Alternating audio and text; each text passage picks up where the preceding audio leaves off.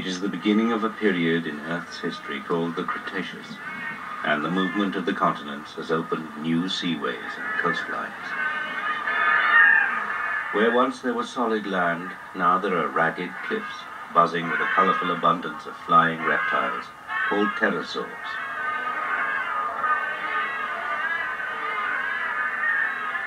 There is one species that dwarfs them all.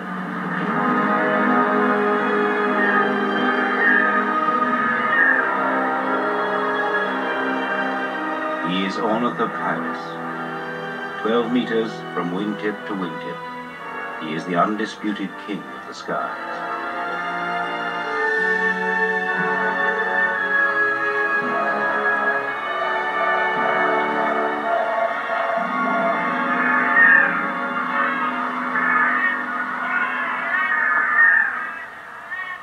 This giant is over 40 years old.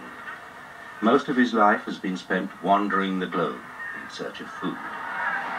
But every year, instinct tells the Ornithocherirus that he must return to his breeding site in Europe, on the other side of the world.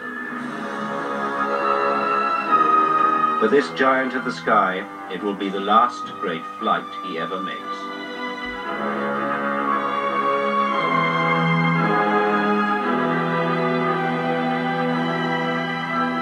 From the shores of the vast southern continent, he heads north. In just a few days, he reaches the southern tip of North America. Below him, a column of iguanodon stretches along a beach.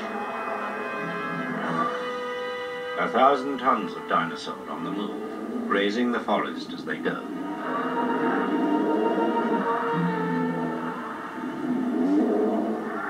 These are bulky animals, but they can have quite a turn of speed if they want to.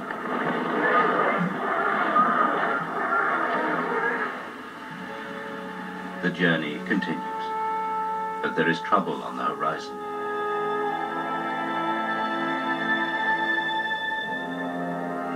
It's the start of the storm season.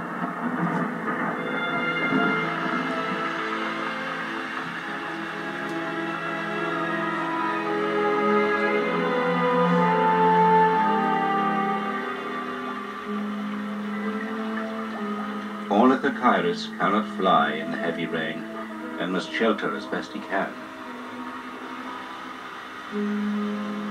The fine downy fur that covers his body needs to be kept dry.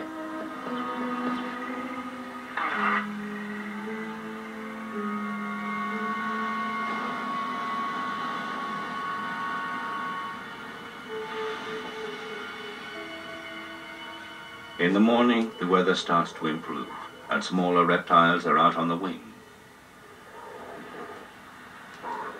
But the Ornithocherirus must wait for warmer air. At last, he's on the move again.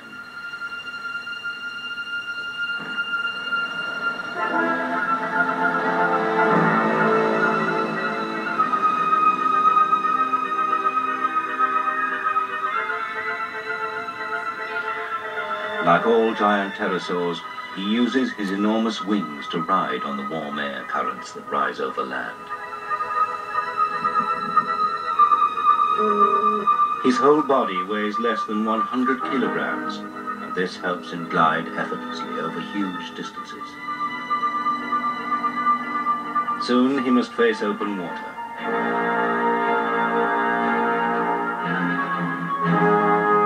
And along the way, he must feed.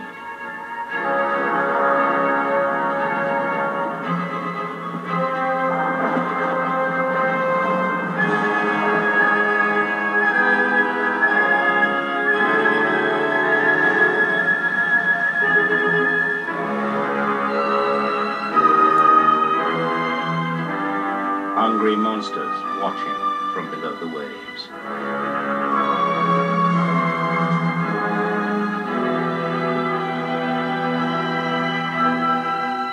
Driven on, he eventually reaches the coast of Europe. He is exhausted by his 14,000-kilometer journey.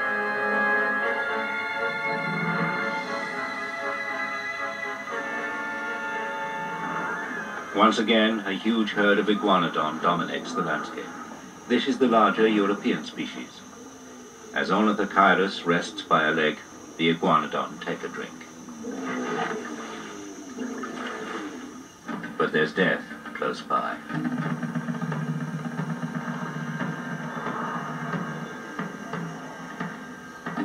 With lethal claws and long fingers, these Utahraptors are the stuff of nightmares.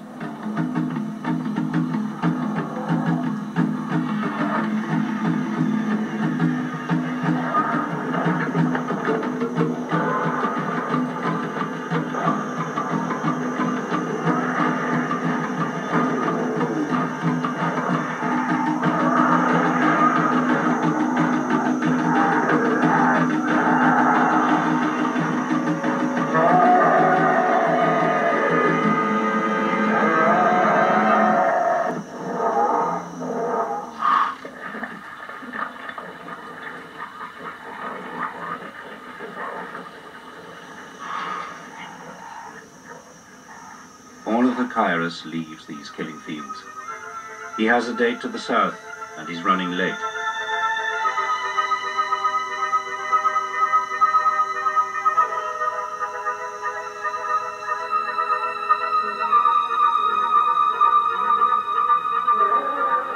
At last, he reaches the mating ground.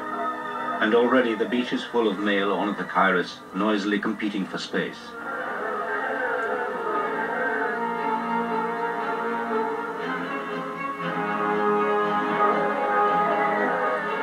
The old Ornithocherirus heads for his usual spot in the center.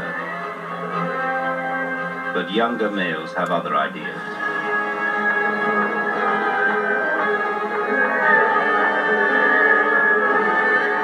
Eventually, his weariness tells, and he has to land elsewhere.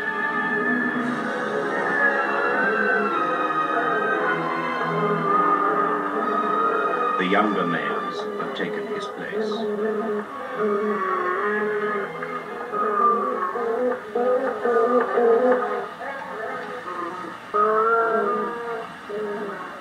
Now banished to the outskirts of the mating area, he will be lucky to attract a female at all.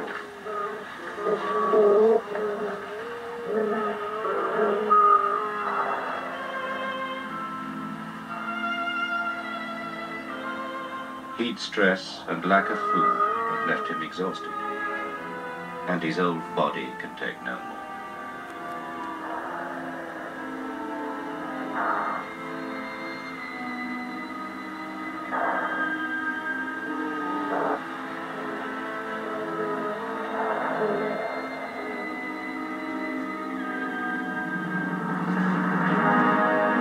His life has run full circle. In his time, he traveled the globe. But death finds him here, in the very same place where he first mated, some 40 years ago.